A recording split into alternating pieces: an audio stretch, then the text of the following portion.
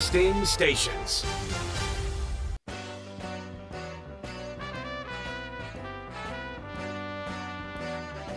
It's time for Wolo and Friends on Sports 56 and 98.5 FM. Presented by Homer Skelton Hyundai. Here is your host, the voice of the Tigers, Dave Woloshin. What a glorious Tuesday as we wind our way through May on this 24th.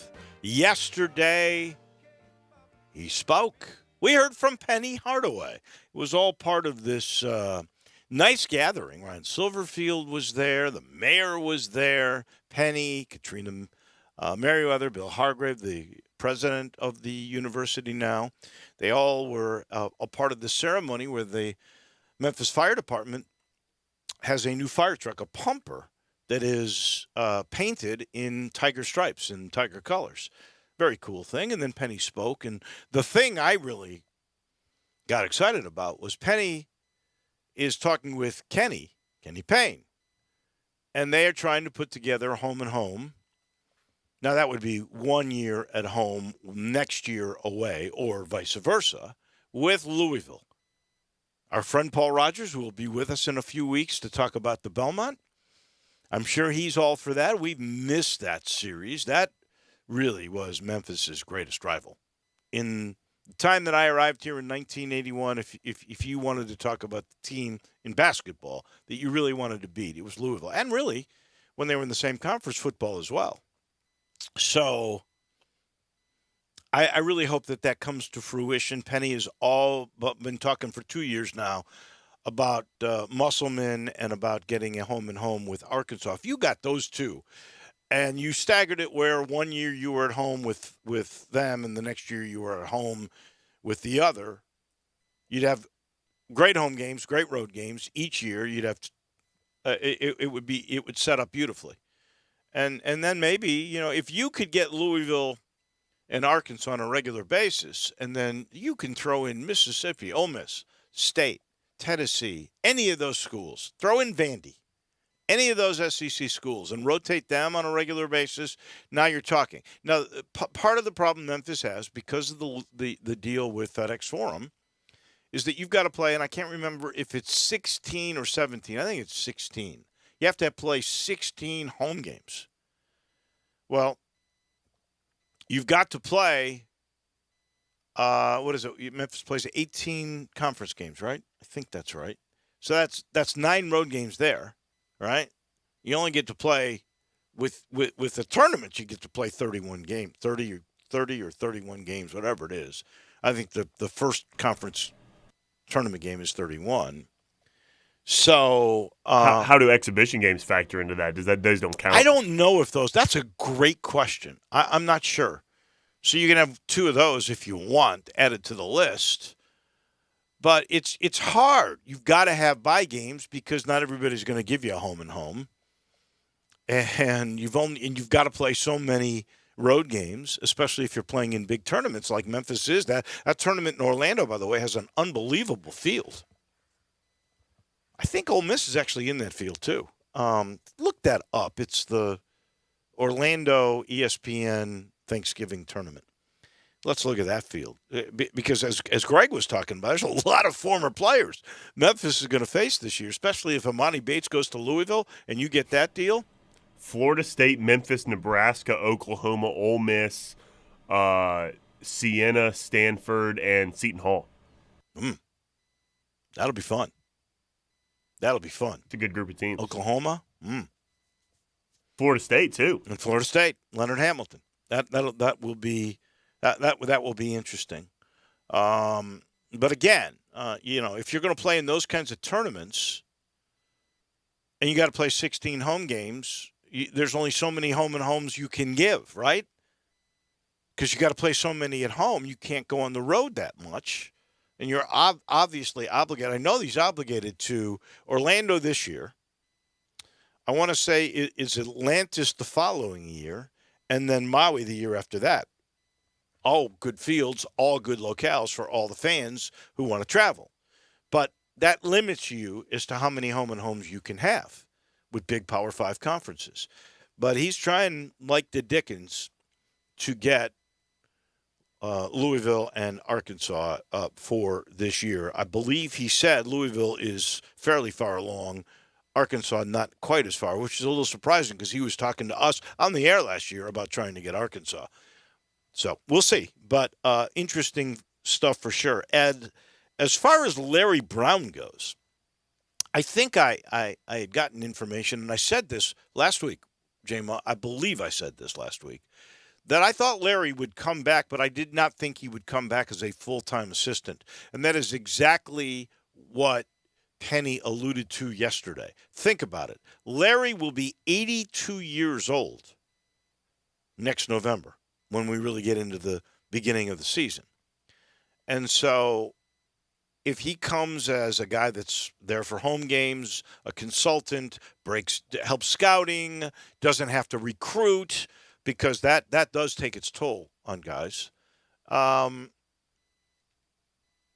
That might be the perfect role. And, he might do that because his deal is like month to month for 5 years. We learned that from Jason Munz last Friday. So that might be the perfect way for him to do it and to last a while. Heck, Tex Winter was Phil Jackson's right-hand man. I didn't want to say till he was like 87 or 88 years old before Tex finally gave it up. I think Tex Schramm passed away. Not Tex Schramm, Tex Winter. Tex Winter. Yeah, 2018. Oh, okay. So, in Manhattan, Kansas. How old is he? He was 96 years old. Yeah, I knew it. I you know what? He probably was Phil Jackson's triangle offense assistant till he was 90, I'll bet. Till 2004. So that was okay. He would have been 84. 84. So he was into his mid-80s. Hey, but he was still traveling all the time.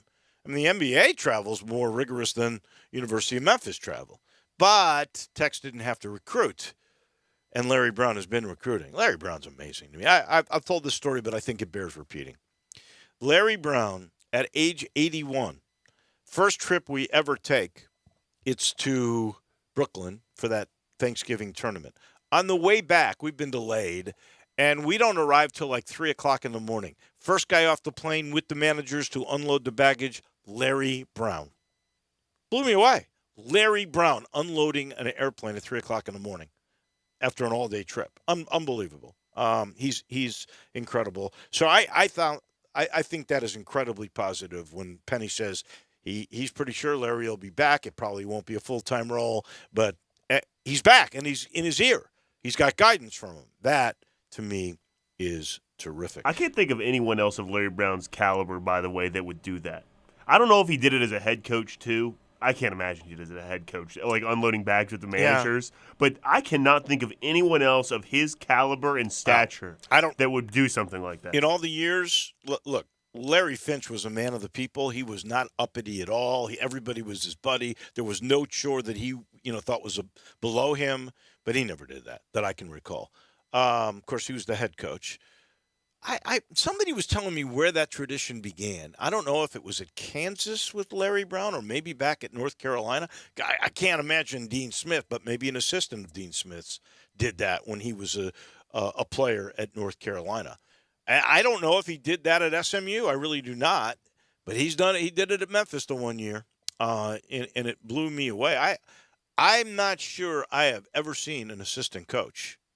And here's a guy who, has won an NBA and an NCAA championship, has been on the staff of Olympic teams, played for the U.S. Olympic team. He's royalty. He's got more wins than anybody I know of when you combine college and NBA. And there he is at 81 unloading an airplane at 3 o'clock in the morning. It blows me away. He is amazing. We got a busy show coming your way, as always. 10:25, Tim Doolin will join us on baseball. We got lots to talk about. Cardinal update. Grand slam walk-off last night for the Cardinals. Goldie, big one. Unbelievable game. I mean, the Cardinals are trying to give games away, and then they're winning them at the end. And Albert is climbing up that ladder to 700. I can't wait for that. I think that is really a cool story, 17 to go there. He also, I did not know this until recently, Josh Donaldson, who's embroiled in a controversy and got a one-game suspension for calling the White Sox shortstop Tim Anderson Jackie Robinson. And by many, that has been construed as a racist remark toward Anderson. Donaldson did get a one-game suspension for it. I did not realize, but Tim is affiliated with the agency that represents Josh Donaldson. So we'll get his take on all of that. AAC tournament, SEC tournaments beginning this week. Any replacement for for Rock, Dan Schoenrock. We'll get news from Tim on all of that. I am going to owe big to our friend in Tampa, sideline extraordinaire reporter and contributor for about 20 years on this show, TJ Reeves. His Lightning swept the Panthers, swept the President's Cup team, swept the best regular season offense in the National Hockey League. Their goalie in the last two games, 88 shots taken, 88 shots saved. Goalies make a difference. Remember the old Phil? Well, you don't remember. There was a goalie for the Philadelphia Flyers named Bernie Parent, and they did a billboard that said, "Only God saves more than Bernie Parent." You could say that about this guy. I mean, it's amazing. He stopped everything. And you knew, J-Mo, the Panthers were in incredible trouble when they had a guy who took a shot on goal. It hit the right upper corner. It hit the crossbar. It hit the left post and didn't go in. I have never seen that happen. And even then, there were, within a matter of like a minute, 2 goals that Tampa scored that were taken off the board. I've never seen 2 taken off the board in a single game, let alone within a minute. And yet, they still couldn't win the game. To Vasilevsky's credit, too, like you said, he's incredible. And he's been incredible the last couple of years, too. It's unbelievable. There was a point, I think in Game 1, where the Panthers had a power play, so they got a man advantage. And then one of the defenders for the Lightning drops their stick, so now they have a 2-man advantage. And the Panthers are just passing the puck around, taking shots on goal, can't score on Vasilevsky. 2-man advantage, can't score on Vasilevsky. That's kind of when I knew that this series might not go the way of the Panthers. How about this stat? This comes from TJ, of course, gloating with a picture of him and his wife in a broom. It was very cute. But he says since the start of Game 6 overtime, which was against Toronto, Vasilevsky has now faced 198 shots and has only allowed 4 goals. Stopped 194 of them. Goaltending matters, and that's why this Tampa team's got some good players. So, I mean, they can score, and they're tough. And I don't know. Either the Rangers or the Hurricanes have to take him out. I can't see this team in the Stanley Cup Finals anymore. I know, I keep saying that Tired too, of them. but they're built for the playoffs because they're a physically tough team. That's the problem with Florida. They got eliminated by Tampa 2 years in a row, and a lot of people think that Florida's just not physical enough for the playoffs. We talk about that in the NBA, but you see that in the NHL too. Clearly, in this case. I mean, just a team that made up for giving up goals or making dumb plays on defense by scoring 6-7 goals a game. But when it gets to the playoffs, physicality matters, and that's why the Lightning swept them. We got to get to the NBA here in a second, but I do want to point out, big news this week. It's the showdown with Saban and Fisher at the SEC meetings.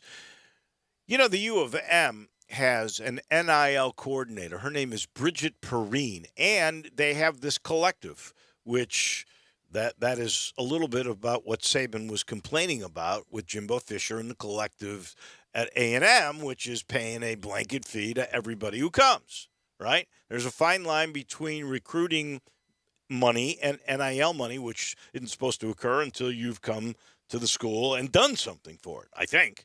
We'll get that clarified. The founder and board member of the Memphis Collective, which is called the 901 Fund, is a former Tiger football player named Clay Presley, who is with Southworth Capital. So they're both going to be on with us at 10:45. That should be interesting to hear how Memphis is going about this, what is legal, what is not, what their thoughts are with the points raised by, honestly, Nick Saban. I think he's got some valid points. I don't think anybody is following what the spirit of the law is. And I don't know how you can. I mean, because you can just basically say, well, they're not going to get paid till they come to campus. But if you're letting everybody know, hey, you come to campus, you're going to get 50 grand or 10 grand, which is it's rumored that's what they're doing at SMU. Well, what do you do? They're not getting paid till they come. I like to think that this is the way it was done beforehand, too, though, where it was like, let's say there was unwritten rules put in place. People are breaking them, but there's no punishments for breaking unwritten rules because it's all behind closed doors. Well, now we have these rules in place, and people are behaving in the same way, and we all look at it like, this is ridiculous. So maybe now we're going to start to see some change in the right direction. Here's what I think. I think you try to make a rule that's ridiculous to enforce, that's impossible to enforce. Fair enough. I don't see how you can legislate when you've allowed the NIL and the toothpaste is out of the tube. It's a phrase I love, and it's so evident in college athletics now. People complain, kids aren't getting the money. They now it's pro. We're not going back. We're not going back to free labor. Figure that out. It's not going to happen. So if you're going to have rules, make them that seem to be reasonable, which could be a cap of it. That now federal government's going to have to do that. There's no doubt in my mind. But to say, oh, you can't induce a recruit to come with NIL money. They got to be here and earn it, which is what Saban is saying. Well, that's just not going to happen because you're going to give NIL money out now. There's just no way around that. And now they got these collectors to raise money to give the guys. So they know darn well it's an inducement. So now that toothpaste is out of the tube. Now work from there and say, hey, we can't have one school saying 50,000, another school saying 10,000, another school saying, we can only pay a couple of kids when they get here, and, we'll try to raise the money. I mean, it's just – and that may end up being the way it goes because I don't know if the government is going to intervene. And at this point, it's all state by state. Some states are going to make sure they have an advantage. But I don't think you can you shouldn't make rules you cannot enforce, and that is what is going on in my estimation right now. Last night, wow. This East Series stinks, I think. There's not a competitive game in there. One team kills the other each night, back and forth, although Miami now has home court advantage, but the way they looked last night. So Boston comes out with great intensity. They have to win the game, right? They can't go down 3-1, and 2 of the next 3 are in Miami. So they got to win the game. And they come out with urgency, not just on the offensive side, because it really wasn't so good offensively. But defensively, the Miami Heat missed their first 14 shots. They only scored 11 points in the first quarter. And they were lucky to get those, to be honest with you. I think it was 29-11 after one quarter. Final victory was 102-82. They were up by 32. They were up by almost 30, almost the whole game. And then they put in a bunch of subs the last 8 minutes of the game. So the series is tied at 2-2. They're back to Miami tomorrow. Tatum, even with a bad shoulder, and he kept flexing that shoulder, 31 points, 8 rebounds. The Miami starters were terrible. Their star last night was Oladipo. He had 23 points. After he was abysmal in the game that they blew him out in. He was great on defense. He had 8 deflections, but couldn't score. No. And then he comes back and scores, and they can't do anything else. But nobody else could do anything. Miami shot 33% from the field. The only guy hitting anything was Oladipo. How about this? Their starters, 5 starters, you know what they combined for? 18 points. 18 points! That's your starting lineup. It was really, I think the difference in the game was the turnovers from Game 3 because the Heat really didn't play great offensively in that game, but when you're turning the ball over and they're all fast break layups, you're going to score a lot of points in bunches that way. But their half-court offense wasn't great, and you take away those turnovers this game, and the Celtics just dominated the game. Well, Boston only had 9 turnovers in that game, and that's without Marcus Smart. Remember, they did this without Marcus Smart. They out-rebounded. They killed him on the board, 60-39. And also the Celtics were really, I mentioned their defense holding them to 33%. I don't think it's counted as a miss when it's a block, does it? No, it is. If it leaves your hand, it's a block. No, I mean, if it it's leaves a your block. hand, it's a miss. It is a miss. So when they shot 33%, the 11 blocks are part of that That's equation? right. Okay. Thank you. I wasn't sure about that. 11 blocks in the game. Whew. That's crazy. So you tell me, because I am admitting on the front end, I have no idea who's going to win the series. None. I thought Boston was the better team all along. I thought when we got to the these conference finals, I think, I've said this, and I think you might have agreed. I think Boston. No, you were Dallas, I think. Oh yeah, I was most confident in Dallas to win of these two series. Yeah, so yeah, and I was most confident in Boston, and then they immediately lost home court advantage. Well, they first, yeah, did they beat Miami the first game or the second? Yeah, they won game one, and then no, they had. It's been back and forth, so they had to have lost game one, won game two, lost game three, won game four. There you go. That's right, because Miami lost home court advantage right off the bat, so they won game one. Boston did. Oh wow, so you're right. They lost 2 in a row. You're right. Yeah. That blows my narrative of the back and forth. Well, but it still has been back and forth in that way. It's like nobody wants to win the series. Jimmy Butler, he's hurt. He was 3 of 14 last night. Very much so hurt. But that's where he was the regular season too, and everyone just stepped up in a huge way. Obviously not the case last night. Yeah. Golden State tonight, Dallas, game 4. Warriors up 3-0. Everybody knows it's over. Who do you think is the favorite in the game tonight?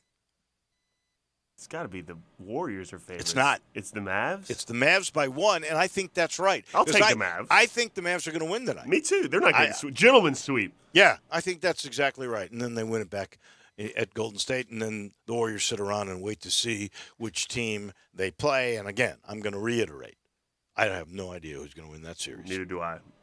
Everyone has been a blowout pretty much in this thing. It's crazy. All right, 2 quick stories, and then we will talk a little baseball with our friend Tim Doolin. Let me let you know this portion of the show is brought to you by our title sponsor. That would be the great folks at Homer Skelton Hyundai, where you will never pay more than sticker price on a new car. Other dealerships don't make that claim. Laws of supply and demand, and there hadn't been that many new cars coming in. That's why it's so crazy. Well, guess what? Chris True pledges this to anybody who's listening, and they're getting new cars all the time at the corner of Highway 78 and Craft Road, the first exit in Mississippi. It's Lamar and Memphis Highway 78. If you buy a car from Homer Skelton Hyundai, new car, you'll never pay more than sticker price. And I do want to remind everybody in the Family Leisure Studios, as we sit, the vacation at home sale going on. Man, they got so many good things in there. I had to go pick up some chemicals yesterday to try to get my pool correct. And guess what? It looks fantastic in there. They've got so many play gyms and tramps, and you can get $500 off of those trampolines. And to me, they're safer now because they got all that mesh on there. You can't jump off and get hurt. Hot tubs in stock, ready to go, up to $1,000 off if you pick it up. And if you're a real do-it-yourself pool specialist, $1,500 off on all in-stock pools when you pick up the pool and install it yourself. Just get to I-40 and Whidden Road and see our friends at Family Leisure.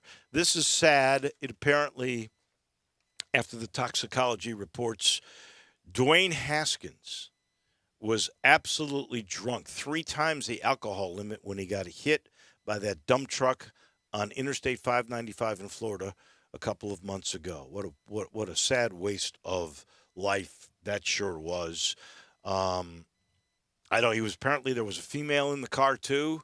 That's the first time we've heard that, even though he'd been talking to his wife. Nobody knows the story on that. He'd apparently gone to a big party the night before and had gotten into a fight with somebody, and this was not a good ending for Dwayne Haskins. And this sort of a humorous story. Times are tough. We know that, right? The Nebraska Cornhusker tradition of after a touchdown to start a game at home, there is a release of red balloons that are helium-filled into the sky. There is a helium shortage, So they are going to have to abandon the tradition. And environmentalists are all happy about that, too, because apparently the helium up there is not good for the ozone either. So we got a dual purpose of stopping the Nebraska tradition. No more release of helium balloons. A guy who's not necessarily full of hot air, but is with us all the time and spreads all kinds of great baseball information. Tim Doolin is right around the corner. Add a little fun to your lunch break. Join Johnny Radio for Sports 56 Happy Hour from 11 to 1 every weekday on Sports 56 and 98.5 FM. Yes, I work out every day. This is Sheldon Rosengarten with Mark's Bensdorf Realtors. When I go to the gym, I think about real estate. Not really. I think about which exercises will take the poundage from the chocolate cake off the quickest. Then it dawns on me. Golf is the absolute best exercise. Swinging those heavy clubs, those heavy golf balls and tees, and climbing into and out of the golf cart. It's a good thought, but not realistic. Just like I overheard today, someone said the real estate market is so good that they're going to sell their home themselves. While it might occasionally work, you could end up tying your home up for weeks or months while your neighbor's home sold in 30 days because they listed with me. If you're thinking of selling, before you think you can do it yourself, talk to 2 to 3 real estate brokers and make sure I am one of them. Find out why people say that when you want the job done, call Shell Dunn. That's Shell Dunn Rosengarten at 483-0546 or memphisrelocate.com. That's memphisrelocate.com or 483-0546. We're starting the holiday early at Gossett Chrysler Jeep Dodge Ram Fiat on the Pike with our big-time Memorial Day sales event. Great things come in 3, so take your pick from 2022 Dodge Charger or 2022 Jeep Cherokee Latitude or 2022 Chrysler 300 Touring. We Gossett $469 a month and get workhorse ready in 2022 Ram 1500 Tradesman $489 a month or $35,860. 2022 Dodge Charger, 2022 Jeep Cherokee Latitude, 2022 Chrysler 300 Touring $469 a month, 2022 Ram 1500 Tradesman $489 a month. Plus, trade up and get more for your ride at Gossett Chrysler Jeep Dodge Ram Fiat. Drive past the rest and come to the best or shop online, GossettMotorCars.net. If you want it, we got it at Gossett Motor Cars. Charger Cherokee 1575 at 4.11, 3,500 down, must finance through Chrysler. 372 months at 2.9, 1,500, NS 148,243, MSRP 39,110. Charger NH 138807, MSRP 35,485. Cherokee ND 512,209, MSRP 35,735. 300 NH 11192, MSRP 37,135. Includes all rebates and incentives. Excludes tax title and license with approved credit. See dealer for complete details. Offer valid through 5/31/22. Dealer stock only. Brian Elder's Roofing Solutions. If you have damage to your home and have your insurance carrier involved, you need a great contractor. You also need a team that has seen claims of all shapes and sizes, residential or commercial. After our inspection, we'll share our findings and give you our professional opinion. Some people say you get what you pay for. However, our opinion is free. Trust the name you can depend on, like the tens of thousands of families Brian and I have served over the past 20 years here in the Mid-South. Brian Elder Roofing. We'll measure your roof from outer space and share our team's experience for your property and claim. Repaired roofs, replacement roofs, big roofs, tiny roofs, insurance roofs, flat roofs, TPO roofs, asphalt roofs, tile roofs, slate roofs, metal roofs. If your roof needs some love, call me. 901-867-0303 for Brian Elder Roofing and Contracting. Call 867-0303. Brian Elder's Roofing Solutions.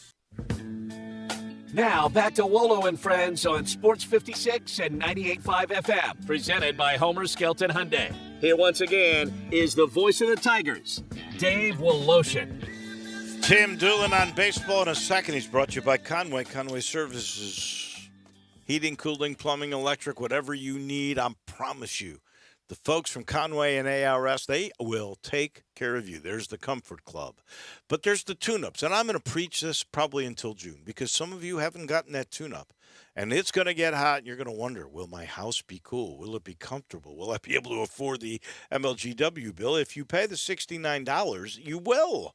It gets everything in harmony. 16 points that are tuned up inside. Outside, everything is cleaned. It's like taking your system to a car wash. All that dirt and the grime and the leaves get taken out. Everything runs efficiently. Your system lasts longer, and your MLGW bill goes down. 384-3511. That's the number to call to get a hold of the good folks at Conway. Last night, Cardinals won their 4th game in a row. They've been hitting home runs like crazy. Pujols had a couple the night before. Tim Doolin, our baseball guy, who happens to be a good friend of Albert Pujols, now he is only 17 away from 700. He's 13 away from being the number 4 all-time home run hitter in Major League history. He's 13 away from A-Rod. He's not going to catch Bonds. He's not going to catch Aaron. He's not going to catch Ruth. But he's going to be number 4. That's amazing, Tim Doolin.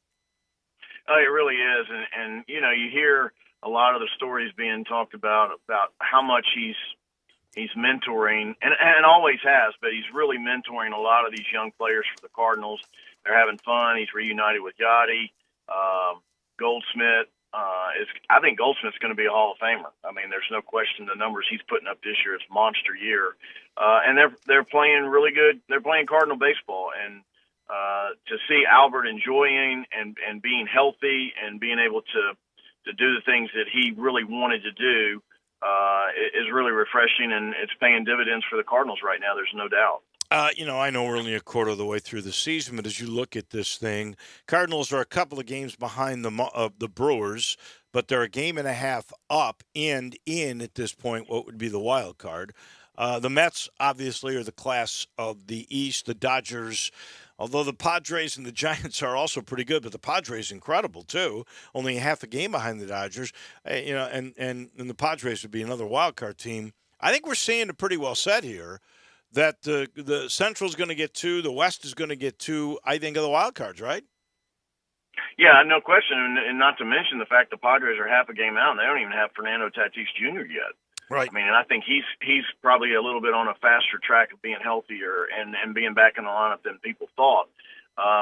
There's no doubt it's shaping up to be similar to what it always is, right? The Cardinals and the Brewers. And Whoa. Not always that way. Well, this year and last year. The last few years. The Cubs, wait. Not even mentioned this year. The Cubs were in first place last year until they went on that. How many did they lose? And they traded away the team? We don't want to. You don't want to talk about that. No, they lost a lot of games. You're right. I know. It stands for some exciting baseball, and like you said, we're not even to the All-Star break yet, but. Just a lot of good storylines, and it's. I think baseball is really on the right track with a lot of young stars and a lot of energy in the game, and so it's been enjoyable up until now. That's for sure. Albert's going to get 700, isn't he? I think so. He's got to stay healthy. Right. That's the key, and I think the front office and with Albert's input on how often he's out there and playing, and I think it's just a matter of just him staying healthy, to be honest with you. Now, the best record in all of baseball, despite the fact they've lost 3 in a row, are the New York Yankees. But there's a bit of controversy going on now with their third baseman, Josh Donaldson, who got into it with the Chicago White Sox shortstop Tim Anderson and called him Jackie Robinson. There are those that have perceived that to be a racist remark. Now, I know you are affiliated with the agency that represents Josh Donaldson, so you know the guy to a certain extent. He got a 1-game suspension by MLB, so they must feel that there was something wrong in the way that statement came out. What is your sense, knowing the guy? What do you think is the case here, and should he have been suspended a game? Well, I think the suspension was due to what his comments were made after the game, not the comment itself calling Anderson Jackie. And look, I think that if you read the story and understand the whole storyline, is Tim Anderson, I think last year or the year before, referenced himself as this era's Jackie Robinson. I want to bring energy back. I want to bring fun back to the game. And so he's the one that called himself Jackie Robinson. And as we all know, players in every sport, even golf course banter with amateurs, will have a tendency to rag each other in a fun and fitting way. To where what I think happened was, according to Josh, they've kidded about it in the past, and he's called him Jackie in the past to no avail. And then I think what really stirred this up was there was a play at third base where Tim Anderson rounded third base. There was a throw made to Josh. Josh kind of went down to his knee to block the base. Yeah. And there was, a little bit of physicality. Well, he pushed him off the base. That's what the umpire said. And that happens. It happens a lot. And so, there's some friction and energy there. And at some point in time, Josh probably in a ragging way said, "Oh, I see you, Jackie." Or it could have been Anderson, not making it. It could have been him making an error or not running a ball out or whatever. And he said, "I see you, Jackie." He's ragging him, but he's not. It wasn't racially motivated. So, from what I know of Josh Donaldson, I don't think there was a racial connotation there. But we're living in a society where there's a lot of sensitivity to everything right now.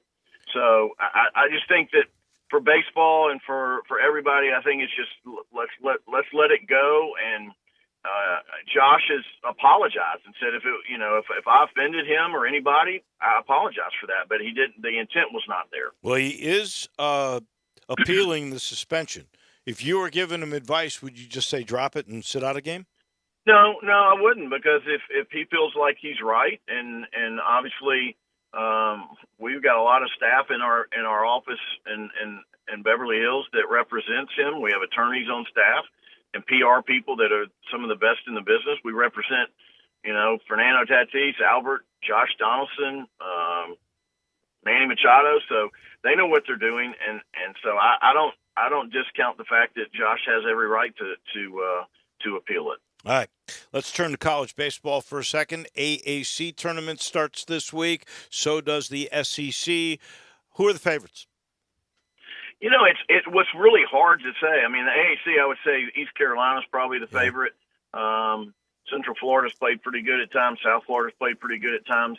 It's so hard to predict, especially, say, when you're looking in the SEC, is so many of these teams are already going to be national hosts or national seeded teams, to where they're using the SEC tournament to do nothing more than to position their starting pitchers to be ready for the regional the next week that they'll be hosting. So it's hard to say who's a favorite in the SEC because of that.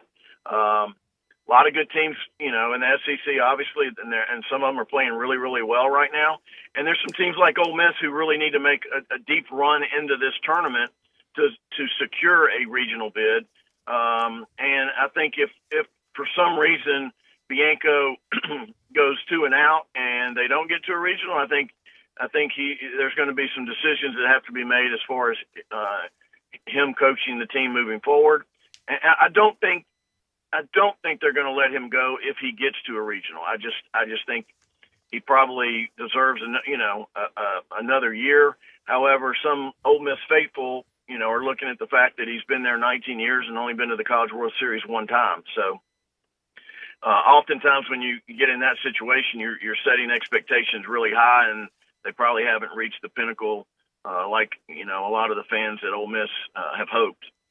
When the Tigers lose in the AAC, if they do, that is it for the Darren Schoenrock era. What are you hearing about his replacement? And I know you've met with some of the decision makers there and tried to give them some guidance. Where does the Schoenrock replacement thing stand? I honestly don't know for sure. I know that they feel very confident that they have some really good candidates. I think they're probably narrowing it down as we speak.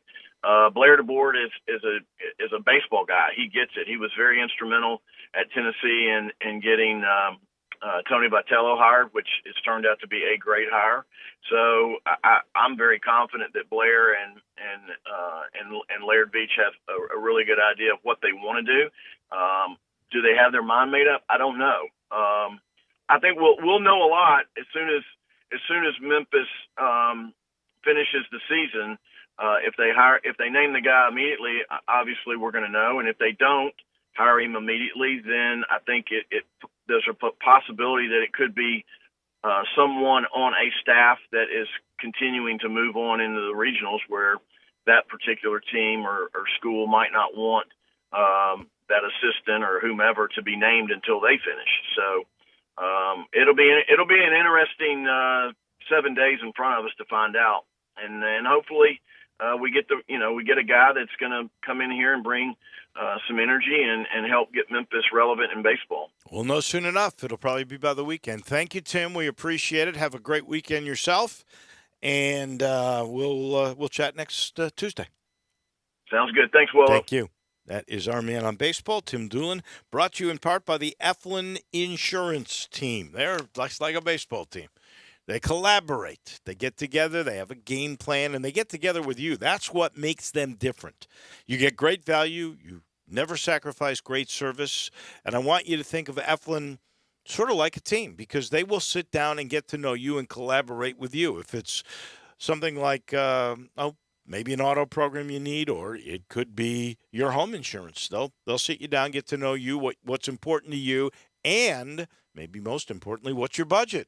They pick out the perfect thing for you. Same thing with life insurance, and if you need commercial insurance, hey, he's going to sit you down, forecast out what you think is important, what are the biggest assets you got to protect, what's your budget, and then virtually unlimited access to programs to protect your small to mid-sized business. All you got to do is call 386-GRR, because he's a big Tiger guy. That's 4777. 901-386-4777. That's the number for the Eflin Insurance Team. And I got to tell you, you have to appreciate our city. You know, they just put that pumper out there, that new fire truck that's got the Tiger colors, and they understand how important certain things are to a city to make a city great. Amenities like golf are one of them, and Memphis now really knows that. Look at all the renovation that's going on. Overton's getting redone. It'll open for the OPO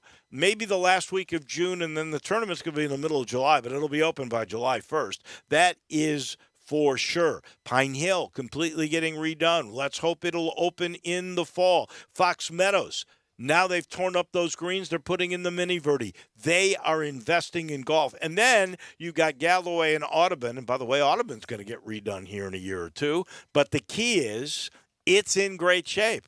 Galloway, unreal. I mean, you don't get any better public golf course than that. And honestly, there is Audubon, which is right in the Poplar Corridor, which is a tough test, a good test of golf for any level. I promise, depending on the tee boxes you want. And don't forget Whitehaven, that's got practice facilities. You can get lessons. I mean, it's terrific. There are several new golf tournaments this year. There's an app that you can get at Google Play or at the Apple Store where you can stay in touch and make tee times and get all the special offers from Public Golf. You can't beat it. That is Memphis City Golf. Clay Presley is going to join us here in a minute, the founder of the Collective 901 Fund and the NIL coordinator from Memphis, Bridget Perrine, on the NIL and where this whole thing is going. They come your way in just a minute. You have opinions? Yes. Of course you do. Everyone does.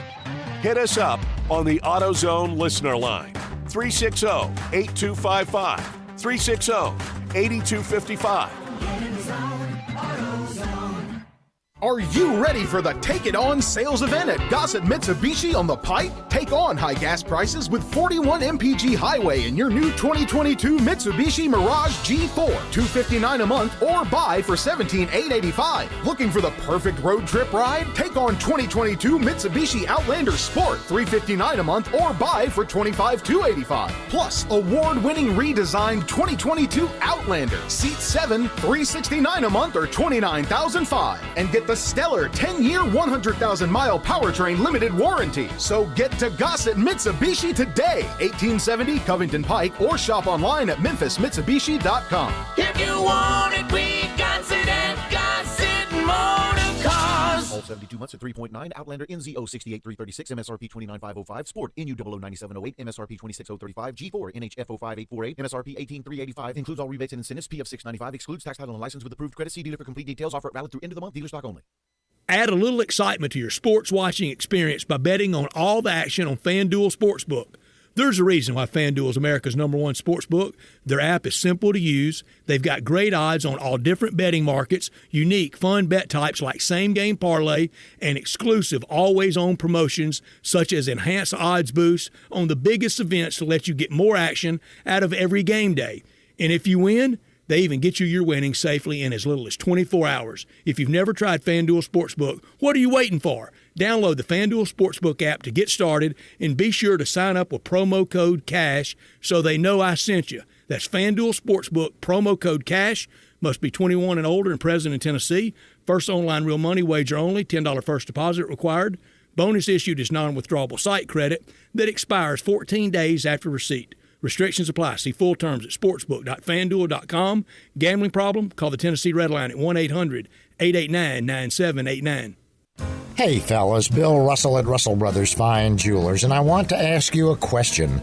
Do you have any gift-giving occasions in May? Does somebody special have a birthday? Or maybe you have an anniversary this month that it would be very wise not to forget. Do you need to remember a hard-working graduate with a little present that tells them how proud you are of their achievement?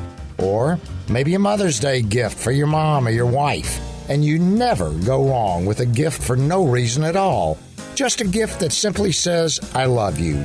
For over 37 years at Russell Brothers, we've been helping men out of their gift-giving dilemmas. Our A-plus rating with the Better Business Bureau, along with the beauty of our jewelry and our quality, value, and service. That's why our thousands of loyal customers have been coming to Russell Brothers for 5 decades, and they keep on coming. We invite you to Russell Brothers Fine Jewelers, 4646 Poplar at Perkins. The NBA playoffs is the world's greatest celebration of basketball. Hennessy champions the moves players are making on and off the court because true greatness is making a long-term impact on your community. Make moves that start movements. Hennessy, the spirit of the NBA. Please enjoy Hennessy responsibly. Now back to Sports 56 Mornings on Sports 56 and 98.5 FM. This hour brought to you by Action247.com. It's showtime. Here once again, Greg Gaston and Eli Savoy. Well, not really. It's Wolo and Friends, has been for all of this hour. We appreciate that. Big story this week. It was the firestorm where Nick Saban, to a group of sponsors in Birmingham, took aim at Texas A&M for violating what he thinks are the NIL rules. And there is a collective at A&M that has raised a bunch of money. It's legal to do what they're doing, although it isn't necessarily in the spirit of the law. So we thought, with that in mind and a bunch of other things, so we can help Memphis figure out their collective, we have invited the coordinator of the NIL at the U of M, Bridget Perrine, and the guy who founded the Memphis Collective, 901 Funds, former Tiger football player from Southworth Capital. That is Clay Presley. So let me make sure I hit all these correct buttons to get you folks on. And let me start with Bridget, if you don't mind, Clay. Bridget, tell me, what is your take about what Saban had to say about NIL and collectives? Good morning. Good morning. I think you touched on it already a little bit, the spirit of the law versus the application of the law.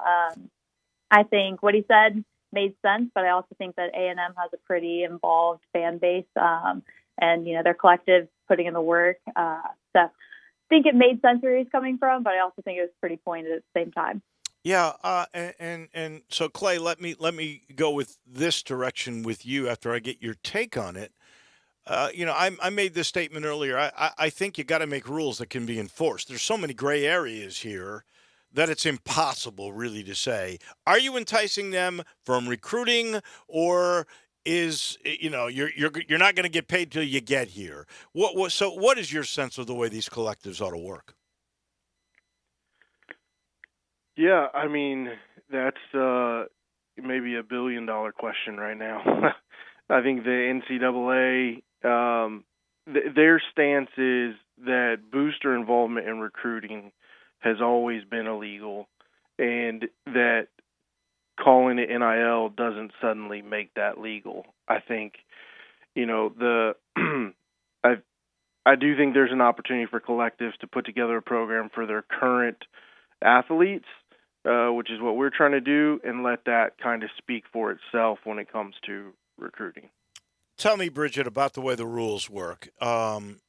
You're not supposed to use NIL money as an inducement for recruiting. It's sort of a reward if you get there and you find the right people that will sponsor you, I guess. Is that the way it's supposed to work, and is that the way it is working?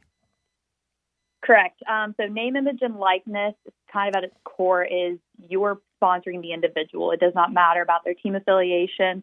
So think of different commercials that you've seen with professional athletes wearing just kind of common clothes. They're getting paid to be in those advertisements because of who they are. Yes, what they perform on the field obviously adds in their value, but at the end of the day, it's them and their platform that they're afforded, and kind of just monetizing on that. The NCAA did update guidelines, kind of putting a little bit more parameters around collectives and third-party NIL entities, especially as it relates to prospective student athletes, which is kind of what you guys have both been touching on.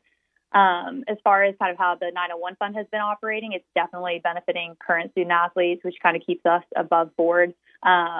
But Tennessee's legislation, when it kind of first came about after the most current amendment towards the end of April, left it a little bit more open-ended and a little bit more open to interpretation as to what that looked like. And then obviously the NCAA guidelines came out that next week, kind of putting an end to any type of prospective student-athlete inducement, kind of for that same reason, to let the student-athlete pick the school and then benefit from their name, image, and likeness without any type of recruiting inducement or anything like that muddying the waters in their decision-making. We are talking with Bridget Perrine, the NIL coordinator, and with Clay Presley from the Memphis 901 Fund, the collective that is to help the NIL with the U of M. So, Clay, is that the way it is working? Most of the money that that collective is giving for NIL is only going to those that are already on campus?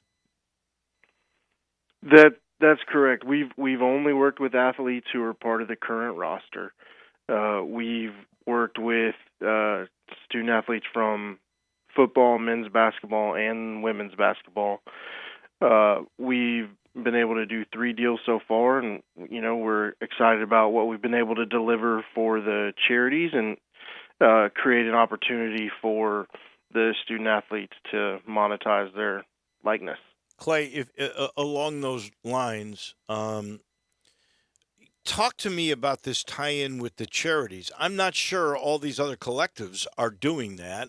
This seems to me to be unique to the University of Memphis.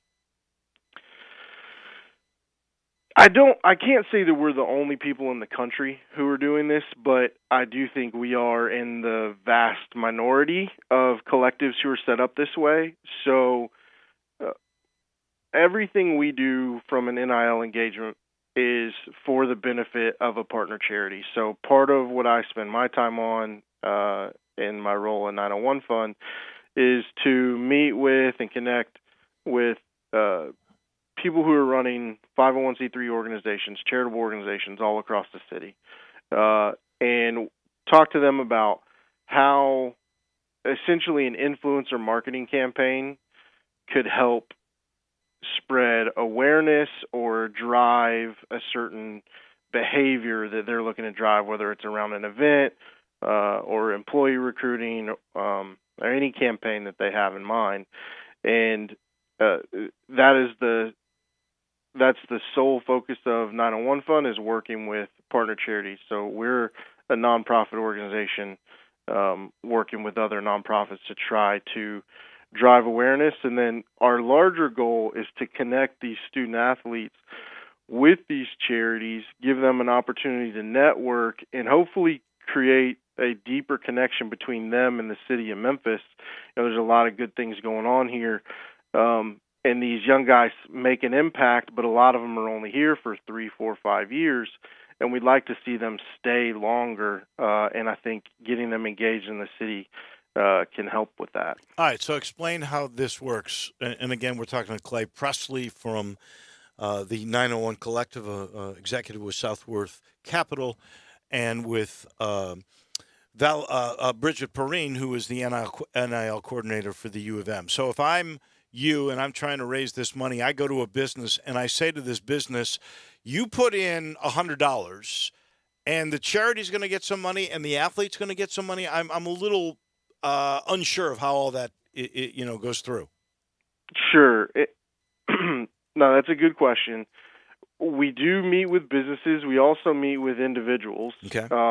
We're actually developing a plan to focus more on the fan, because we do think that's a big opportunity for fundraising. If you're a Tiger supporter, this is a great way to connect and contribute on a level that makes sense for you. But so we solicit donations, whether it's from businesses or individuals.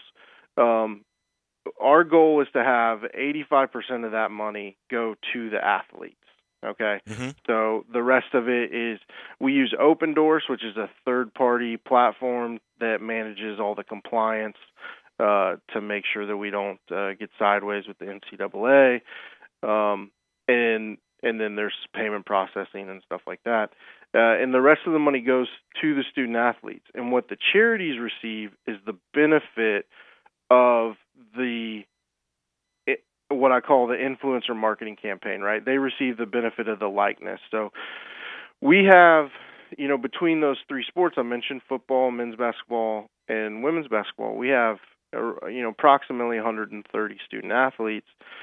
Their social media following is well into the hundreds of thousands.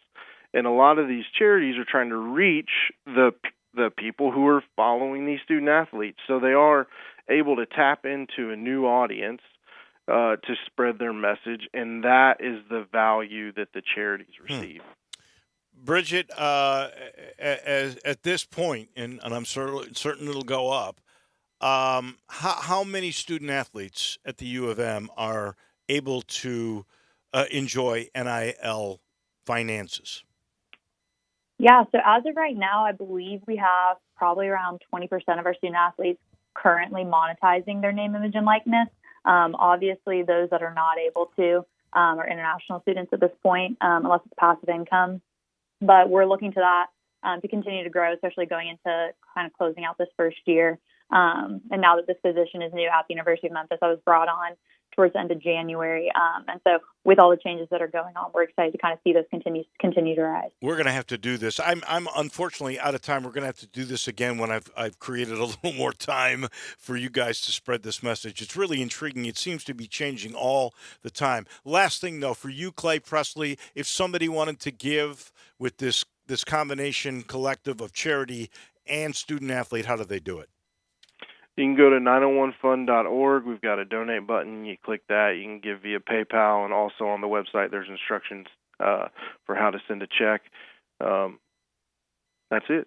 All right. Clay Presley, we thank you so much. We'll like I say, we'll have to try to do this again. And Bridget Perrine, thank you so much. I know you're busy, and it's changing all the time. We appreciate you today. Absolutely. Thanks for having us. All right. That is Thanks Clay for the Presley. time. You got it. Clay Presley, Bridget Perrine. Both of them on the NIL, brought to you by Ken Garland. Ken Garland, Custom Home Builders. Ken knows what a big decision it's going to be. You're building that dream home. Maybe you've got land you've had in your family. You're not sure how to utilize that. Well, Ken knows. Maybe you're looking for land. Ken's got land, too. And he'll build you a beautiful palace. Just go to kengarland.com. You'll see what he and his dad before him did. They've been around about 60 years helping people out. Maybe it's a house you love, but you want the modern amenities. You want a renovation. I call it renovation with innovation. You want the media room. You want the California closets. You want that island in the kitchen. He knows how to do all of that. His number is 751-1632. He's fun to talk to. He's a rare guy. He sees big picture, little details all at once. 751-1632. Whether it's a dream home or a renovation, you need to call Ken Garland, Custom Home Builders. We thank Tim Doolin, Bridget Perrine, and Clay Presley. That'll do it for us. Johnny Radio's next.